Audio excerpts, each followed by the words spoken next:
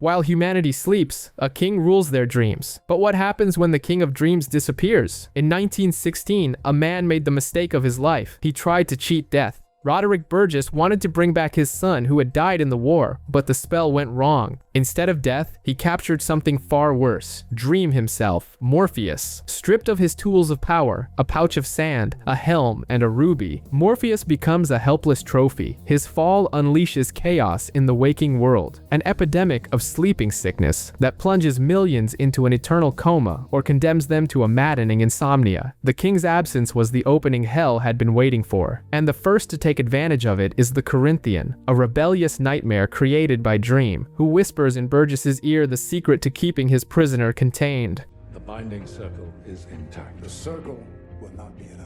For decades, Dream refuses to negotiate. His silence is his only weapon. A chance for freedom arises with Alex, Burgess's son. But when he is forced to kill Jessamy, Dream's loyal raven, any hope of an alliance dies with her. Ethel Cripps, Burgess's lover, realizes the ship is sinking and flees with Dream's tools and a fortune, pregnant and ready to disappear into the world. Years pass. Burgess dies, and Alex inherits his father's cage. He tries to make a deal, but Morpheus's embittered silence is his only answer. Decades turn to dust, until in 2022, a slip-up, a mere accident with a wheelchair, and the containment circle is broken. Free, Dream seeks not vengeance, but justice. He drags his captors into the dream world and sentences an Alex to an eternal sleep, a poetic and terrible punishment. But the homecoming is no relief. The dreaming is in ruins, a reflection of its king's captivity. Welcomed by his faithful librarian Lucien, he makes a promise. He vows to restore the dreaming, but to do so, he must hunt down the artifacts that were stolen from him. The promise to restore his kingdom? Empty words. Dream is weak, broken, and without his tools, he is nothing more than a king in a sandcastle. Refusing the help of his siblings, the all-powerful Endless, he chooses to walk the darkest path, to summon the kindly ones, the three witches who know everything, but whose knowledge always comes with a bloody price. To gain power, he must take power, and this leads him to a sacrifice that will haunt him, reabsorbing Gregory, the gargoyle he himself created, in a farewell that cracks even the heart of an Endless. Meanwhile, in the mortal world, the past returns to collect its due. The Corinthian, now a free predator, locates Ethel Cripps. He warns her, Dream is loose and he will come for them both. The proposal is simple and brutal, an alliance to destroy their creator. But Ethel, a master of survival, swears she no longer has the tools. With the power of sacrifice coursing through his veins, Dream summons the kindly ones. And the witches spit out the truth in 3 fatal sentences. His pouch of sand is with an exorcist named Joanna Constantine. Joanna Constantine. His helm has ended up in hell in the hands of a demon. My helm. What happened to it? It was traded away to a demon. And his ruby. The ruby was passed from mother to son. My ruby. Your gem was passed from a mother to a son. This revelation throws us straight into the maximum security cell of John Dee, Ethel's son. She visits him one last time, confessing that she traded the sand and the helm for an amulet of protection, the secret to her longevity, and that the ruby was given to the John from the past, who altered it, corrupted it, and turned it into a weapon, and now he's imprisoned for using it for evil. As Dream prepares to go to London, ignoring Lucien's warnings to take a new raven, the real game begins. In one of Lucien's memories, the Corinthian defies orders, ventures into the waking world, and vows never to let his creator capture him again. The race has begun, and the two are hunting in opposite directions, unaware that their paths are about to collide explosively. In London, the exorcist Joanna Constantine is drowning in her own ghosts, especially the image of a girl named Astra, whose soul she lost to hell. In the middle of an exorcism of a demon possessing a member of the royal family, her night gets even worse. It is in the midst of this chaos that Dream simply appears. He doesn't ask, he demands the return of his pouch of sand. Far away, Ethel Cripps's personal hell comes to an end. Her son John Dee forces her to hand over the amulet of protection. What he didn't know, or perhaps didn't care, was that the amulet was tied to her life force. The instant he takes it, Ethel ages and becomes completely withered. Now, with a nearly impenetrable magical protection, John escapes, leaving a trail of bodies and madness. Joanna, reluctantly, takes Dream to her ex-girlfriend Rachel's apartment. The pouch of sand was there, but Rachel, overwhelmed overwhelmed by pain, turned to the dream sand, a mystical dust with the power to turn nightmares into sweet dreams, as her way of escaping reality. The sand kept her in a state of ecstasy, but it consumed her body until almost nothing was left. When Dream recovers his tool, the magic unravels and Rachel begins to die before them. Joanna explodes, accusing him of limitless cruelty, and in a rare moment of compassion, or perhaps guilt, Dream grants Rachel one last perfect dream before reality consumes her. Meanwhile, John Dee, free and powerful, receives an unexpected visit. It is the Corinthian, who encourages him on his path of destruction, sniffing out a powerful ally in the war to come. With the sand in hand, Dream relieves Joanna of her recurring nightmare about Astra. That nightmare won't trouble you anymore. But his mission is far from over. His next stop is a much darker destination. Accompanied by Matthew, his new and reluctant raven, he prepares to descend. Next stop, Hell. Morpheus and Matthew don't arrive. They disembark in Hell, a realm not of fire, but of cold and despair. A demon mocks his weakness, but a glimpse of the power still left in Morpheus is enough to silence it. The order to take him to Lucifer is clear. On Earth, Chaos has a name, John Dee. He hitches a ride with Rosemary, a good soul who has no idea she's sitting next to a monster. He distills his nihilistic philosophy, confessing to murders as if he were talking about the weather. When Rosemary panics and tries to call for help, John paralyzes her with a look, proving his power extends far beyond the ruby. On the way to the infernal palace, Morpheus is confronted by a ghost from his past, Nada, a former queen and lover whom he himself condemned to 10,000 years of torture. Her pleas are useless. Morpheus's wound is ancient, and he is not ready to forgive, not even himself. The confrontation with Lucifer Morningstar is inevitable. The helm is with the demon Coronzon, who challenges him to a duel. If Morpheus loses, he becomes a slave to hell forever. But the twist is brutal. Coronzon's champion will be Lucifer himself. The oldest game begins, a battle of ideas where imagination is the weapon. A bit of context to understand how this battle works. This isn't a physical fight. The clash takes place on the battlefield of ideas, where victory means imagining something your opponent can't surpass. You lose if you can't create something greater than what your adversary has envisioned. Wolf against Hunter. It escalates to increasingly abstract concepts until Lucifer plays his final card. He becomes the anti-life, the absolute darkness, the end of everything. Cornered, Morpheus seems lost until Matthew's voice reminds him of what truly matters. He becomes the one thing that anti-life cannot destroy.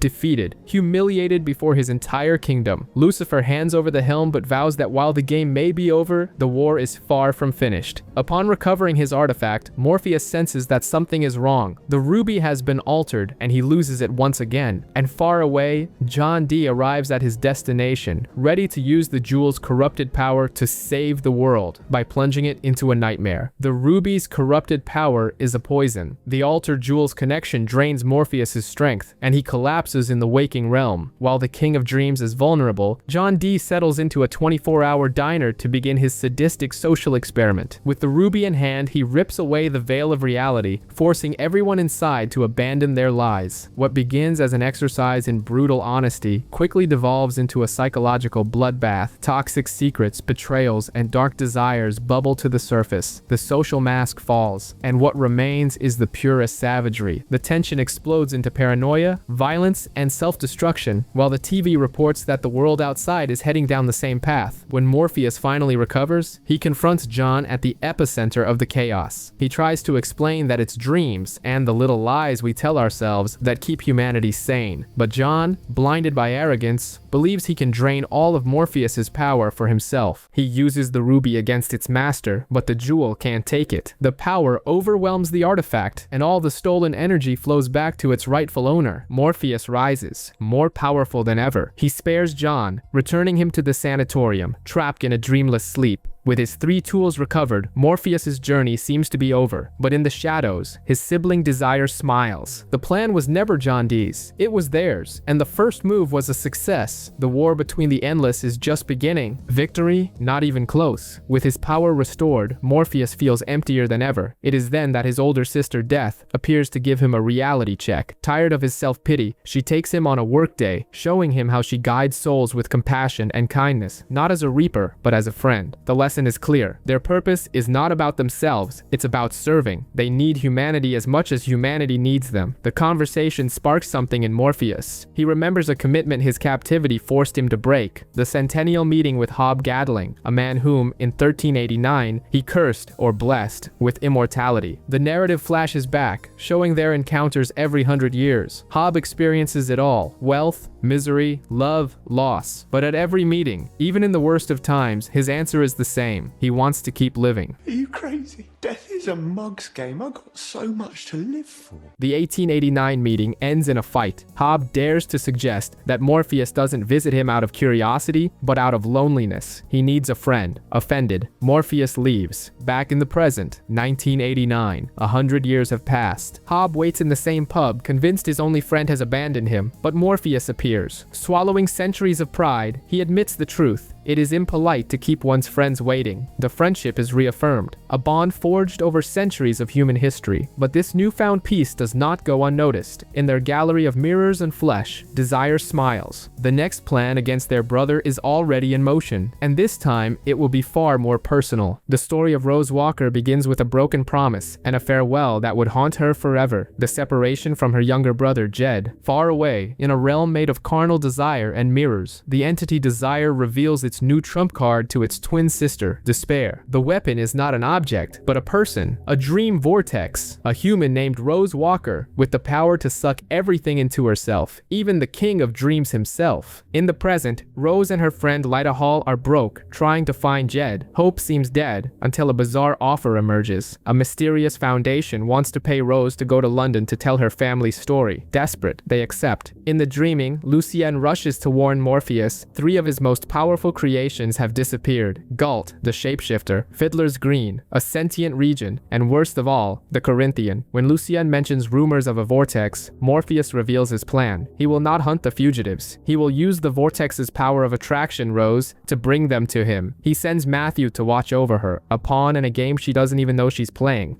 I could go. Very well.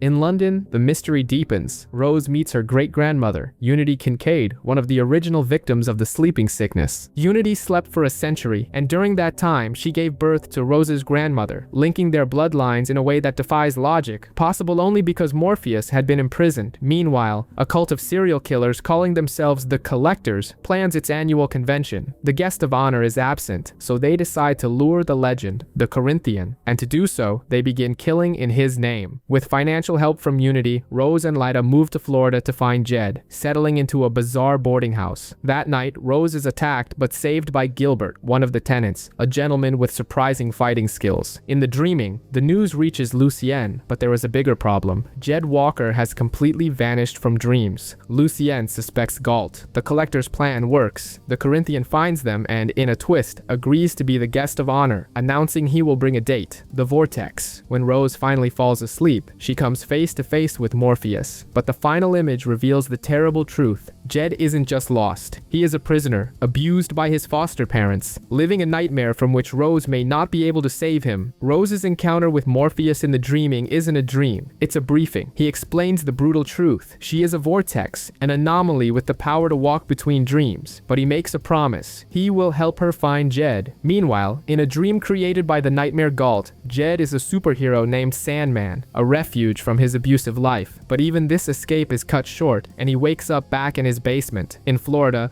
the search for Jed continues, but it's in the dreaming that things heat up. Lyta, grieving for her husband, falls asleep and is reunited with him. The dream is so vivid that Hector invites her to live there with him. In the waking world, pressure from a social worker forces Jed's foster parents to take him out of the basement. Under threat, he pretends everything is fine but manages to pass a desperate note asking for help. Little did they know that the Corinthian was already in town, and a poster with Jed's picture gave him the link he needed to find the vortex. That night, Morpheus enters Rose's dream and guides her through the dreams of her friends, revealing the frightening extent of his power. They finally arrive in Jed's dream, the superhero fortress. There, they confront Galt, who is disguised as Rose's mother. The illusion is broken, and before waking up, Rose gets the clue she needed: homeland. the victory comes at a price. Morpheus punishes Galt with exile in the darkness, ignoring her pleas to become a dream instead of a nightmare. The decision creates a rift between him and Lucienne, but in the waking world, all hell is about to break loose. The police arrive at the house, but it's already too late. Jed's foster parents have already been killed by the Corinthian, and Jed, missing. The Corinthian found him first, introducing himself as a friend of Rose's. Now, the nightmare has the perfect bait, and he's going to use it to drag Rose straight into the heart of the killer's convention. Rose awakens to a distorted reality, a shocking side effect of her vortex power. Lyda is pregnant in the waking world, an accelerated pregnancy conceived in a dream. The walls between realms are breaking down. It's the sign the Corinthian was waiting for. He uses Jed to call Rose, luring her to the Royal Empire Hotel, the nest of the killer's convention. Concerned, the mysterious Gilbert insists on accompanying her. But in the dreaming, Lyda's pregnancy is causing a literal earthquake. Morpheus realizes time is running out. He intervenes in Lyda's dream brutally. He rips Hector's ghost from the dreaming and sends him to the afterlife, informing Lyda that the baby, conceived in his realm, belongs to him. Connected to the dream, Rose witnesses Morpheus's cruelty. Furious, she uses her vortex power to expel him from his own dream, declaring war on the King of Dreams. Upon arriving at the hotel, Rose is separated from Gilbert. A room key and a lie leave her alone and vulnerable. Inside, the Collectors' Convention reaches its climax as the Corinthian plans a live demonstration, using a fan as a victim. But Gilbert didn't leave. He is, in fact, Fiddler's Dream, one of the runaway dreams. He rushes back to the dreaming to warn Morpheus. The Corinthian has Rose, and the killer's convention is real. Morpheus now knows where to find both of his fugitives, but he also understands that the vortex has become a threat he may have to eliminate. He's going to have to kill her. At the hotel, Rose finally finds Jed, but he is being attacked. She saves him, only for the two to be cornered by the mastermind behind it all. The Corinthian reveals himself, a smile on his lips and darkness where his eyes should be. The game is over. The trap has been sprung. The truth explodes in Rose Walker's face. The man with eyes of darkness is the Corinthian, a nightmare, and she is the vortex, a human time bomb destined to destroy reality. He offers her an impossible choice. Join him, and he will protect her from Morpheus, who, he claims, will come to kill her to save the universe. The scene shifts to the stage of the serial killer convention. The Corinthian, the guest of honor, crowns them the true American dreamers. Amid the applause, Morpheus appears, his disappointment turning to rage. The battle begins, but Rose's power is weakening the King of Dreams. Morpheus invades Rose's dream to stop her, but the Corinthian follows, giving her the ultimatum: kill Morpheus and live. But Rose refuses to be a pawn. With a force of will that shocks everyone, she awakens herself and everyone else, restoring order for an instant, away from the vortex's influence. The Corinthian is just a powerless nightmare. Morpheus uncreates him, not with pleasure, but with the weight of failure. He condemns the collectors to forever feel the pain of their victims and rescues Jed. But the crisis isn't over. Rose's power explodes, merging her friend's dreams into a destructive chaos. Morpheus finds her, ready to do what must be done. At the last second, Rose's great-grandmother, Unity Kincaid, appears in the dreaming. She reveals the truth. She was meant to be the vortex, but destiny was transferred to Rose because of Morpheus's captivity. Unity asks Rose to pass her the heart of the vortex. Rose does, and Unity intends to die in her place. But before she departs, she whispers the name of her daughter's father, a man with golden eyes. The truth hits Morpheus like a bolt of lightning. Desire orchestrated everything for a century to force him to spill family blood. Furious, he confronts his sibling, who only smiles and promises that next time they will get what they want. Next time,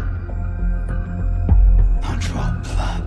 Back in the dreaming, a changed Morpheus recreates Galt as a good dream, signaling a new era. But in hell, the demons gather, and Lucifer announces a plan that won't just hurt Morpheus, it will bring him to his knees. While Lucifer sharpens his knives, Morpheus rebuilds his kingdom, a symbol of his own renewal. But the peace is short-lived. His older brother Destiny, the being who reads the end of all things, calls a rare family meeting. One by one, the endless arrive: death, desire, despair, and the chaotic delirium. In Destiny's gallery, he reveals reveals the reason, a prophecy about a king who will abandon his kingdom. The meeting quickly turns into a family tribunal as desire attacks Morpheus's deepest wound, bringing up the name of Nada, the mortal queen he condemned to hell 10,000 years ago. The accusation takes us into a painful flashback when Morpheus was concealing his true appearance, the forbidden romance between one of the endless and the mortal, Nada, which ultimately led to the destruction of her kingdom. Torn between love and duty, Nada refused Morpheus's offer to be his queen, choosing damnation over a love that would burn the world. Back in the present, death confronts him. The punishment was unjust, an act of wounded pride, not justice. For the first time, Morpheus admits his mistake, and with that admission comes a new purpose. He will no longer run from his past. He will go to hell to free Nada. Despite the protests of Lucien and Matthew, he prepares. Before leaving, he says goodbye to Lyda and Hob Gadling, like a man going to a war he may not win. His envoy to hell, Cain, returns beaten, with a terrifying message: all of hell awaits him. Millions of demons, led by a Lucifer hungry for revenge, have set a trap to destroy him. Ignoring all warnings, driven by 10 millennia of guilt, Morpheus departs, and for the first time, he admits to himself that he is afraid. Morpheus arrives at the gates of hell expecting an army, but finds only silence. The realm is empty. Lucifer awaits him alone, not for a battle, but for an abdication. Tired of his role, he renounces the throne. In a final bizarre act of camaraderie, he asks Morpheus to cut off his wings.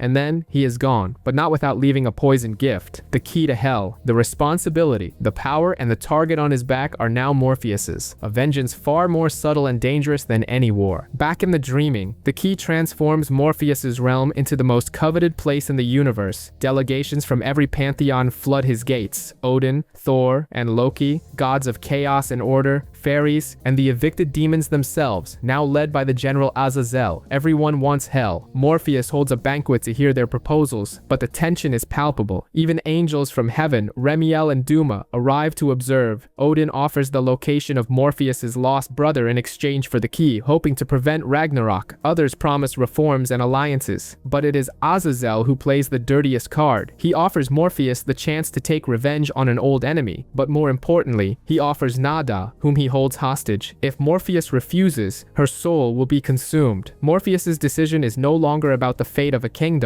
It's about the life of the woman he descended into hell to save, trapping him in an impossible stalemate. The war he expected may not have happened, but the battle for his soul has just begun. Pressured by Azazel, Dream postpones his decision, knowing that giving the key to the demon would be the same as signing a death warrant for all realms. It is Nula, the fairy left in his kingdom as a gift, who gives him the answer. She makes him remember a time when he used art, not force, to resolve a conflict. In a flashback, we see Dream commissioning a play from a young William Shakespeare, A Midsummer Night's Dream. The play, performed for the fairy court, reflects their own tensions and desires, disarming Queen Titania and restoring peace. Inspired, Dream gathers his guests and announces his decision. He gives the key to no one. Instead, he entrusts it to the angels, Remio and Duma, arguing that hell, as a reflection of heaven, should be governed by its servants. Azazel, furious, tries to take Nada by force, but Dream reminds him of a simple rule. Within the dreaming, his power is absolute.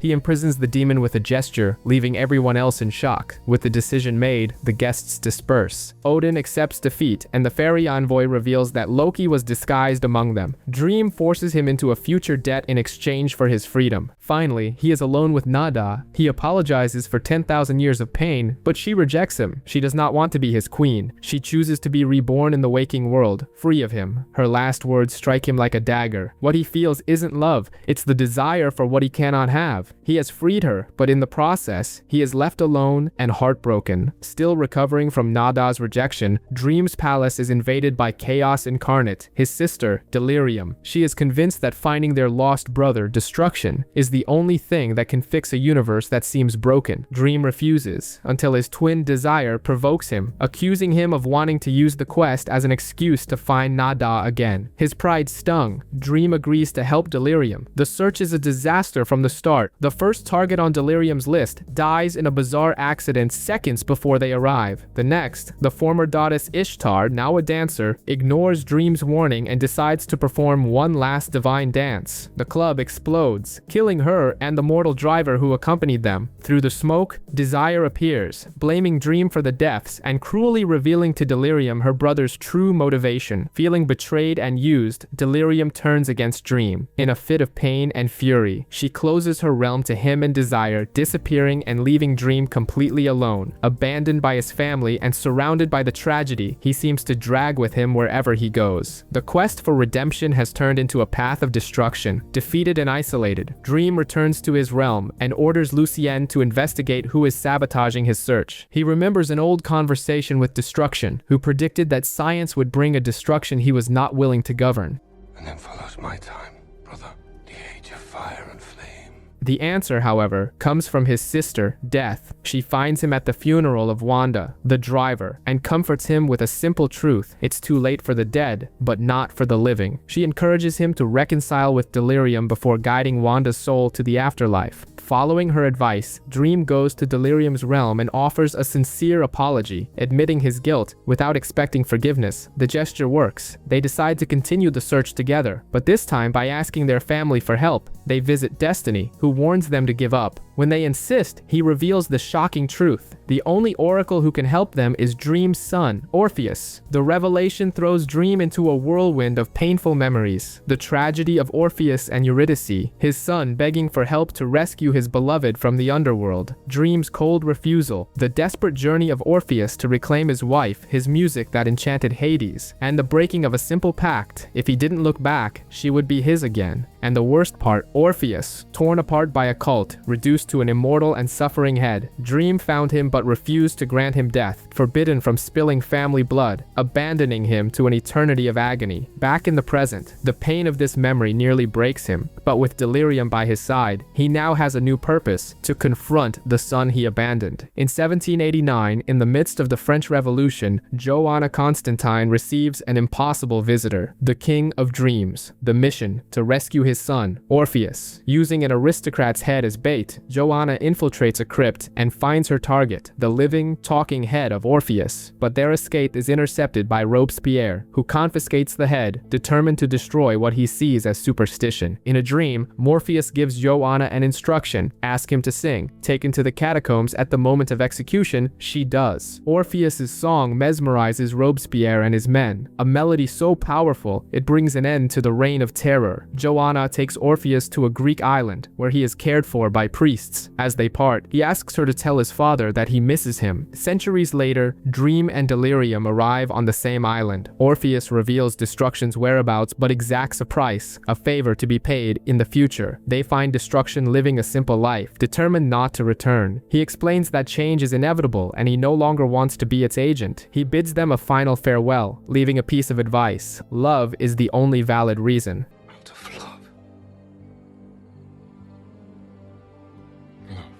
With the search over, Dream returns to the island to pay his debt. The favor Orpheus asks for is death. With a shattered heart, Dream grants his son's wish, breaking the oldest law of the endless. He spills family blood, and on the loom of fate, the kindly ones, the spinners of destiny, feel the thread of Dream's life snap. The crime has been committed. Vengeance is inevitable. Knowing his time is short, Dream seeks answers. Destiny only shows him his book, confirming that the end is written. The goddesses of fate mock him, saying they will only act if someone cries out for vengeance, and remind him of the long list of enemies he has made. Meanwhile, Loki and Puck, the gods of mischief, cause chaos in the Vatican. Dream appears and calls in the favor Loki owed him. Annoyed, Loki decides to hasten Dream's end to be free of the debt. In the dreaming, the inhabitants prepare for war. Dream reveals his successor, Daniel Hall, Lyta's baby, conceived in his realm. But Loki and Puck are faster. Disguised as a valet, Puck infiltrates the home of Lyta and Rose Walker and kidnaps the baby Daniel. Desperate, Dream visits his cosmic parents, Time and Night, but they both deny him help. He returns to the dreaming just in time to release Nula from her service, believing the realm is no longer safe. The moment she leaves, the news arrives. The heir to the dreaming has been kidnapped. The plan to destroy the King of Dreams is officially in motion, and he is cornered. The future of the dreaming is Daniel Hall.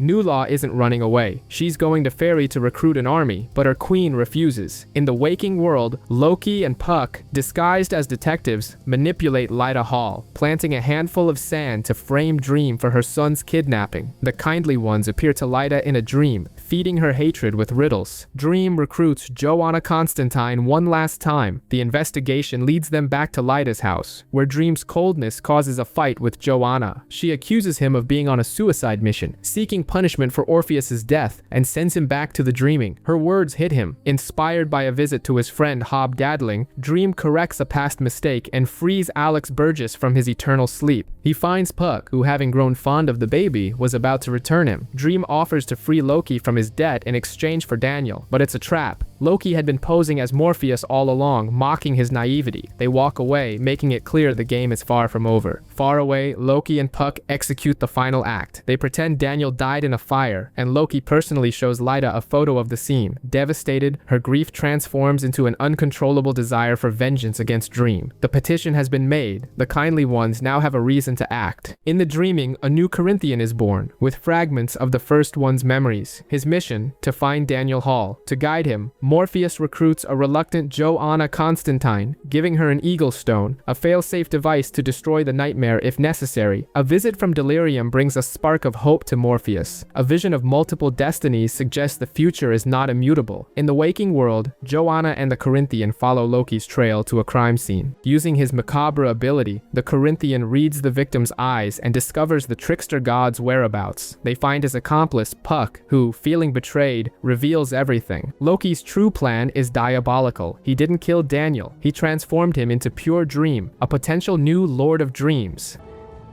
Daniel's a proper little dream lord now. The faked death was to drive Lyta to seek revenge. Guided by a sorceress, she finds the Furies. They can only avenge blood crimes, and when Lyta reveals that Morpheus killed his own son, they find the loophole they needed. The confrontation with Loki attracts Odin and Thor, who capture him, but Queen Titania in Fairy uses a charm to summon Morpheus, pulling him from the dreaming at the exact moment the Furies, using Lyta as their avatar, invade his unprotected realm. The trap has closed. With Morpheus trapped in Fairy, the Furies begin to tear the dreaming apart, killing Abel and Mervyn. Nula, sensing the danger, uses her desire to free Morpheus, who returns to a realm in flames. He confronts the Furies, who inhabit Lyta's body. He reveals that Daniel is alive, but their hatred is fueled by the greater truth. Morpheus killed his own son. He realizes that to save his kingdom, he must destroy the Avatar, Lyta. He travels to kill her but finds her protected by a magic circle. Defeated, he accepts his fate. He bids farewell to his subjects, handing the Eagle Stone to the Corinthian to protect Daniel, and marches to his final confrontation, knowing there is no return. He sends Matthew to fetch his sister. Death arrives. She finds a tired brother, who finally accepts the price for having killed Orpheus. With the Furies destroying everything he loves, he understands that his sacrifice is the only way out. He takes his sister's hand, and with a touch, the Lord of Dreams ceases to exist. In the silence, his power flows into the only being capable of containing it, little Daniel, who transforms into the new Dream of the Endless. In the wake of death, Daniel assumes the mantle of Dream. His first act, to recreate Abel. A funeral is called, gathering everyone to mourn Morpheus. The new Dream, a child in an adult's body, confesses his fear to Lucien, who remains as his advisor. An unexpected visitor arrives. Destruction. He offers counsel, reminding the new Dream that, unlike his predecessor, he has the choice to abandon his function. The Endless offer their eulogies. Desire speaks of rivalry, despair of loss, delirium of fear. Death closes the ceremony, asking everyone to tell her brother's story so that he will never be forgotten. So if you miss my brother,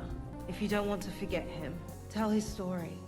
After the funeral, the new Dream confronts Lyta. Instead of punishment, he offers forgiveness, an act of compassion that sets him apart from Morpheus. Hob Gadling discovers why his old friend was interested in Shakespeare. Morpheus longed for a story about gracious endings, about giving up magic, something he never believed he could do. The ceremony ends. The new Dream joins his siblings. They do not welcome him as a replacement, but as a new member of the family. The story of Morpheus has come to an end, but the story of Dream, that is just beginning.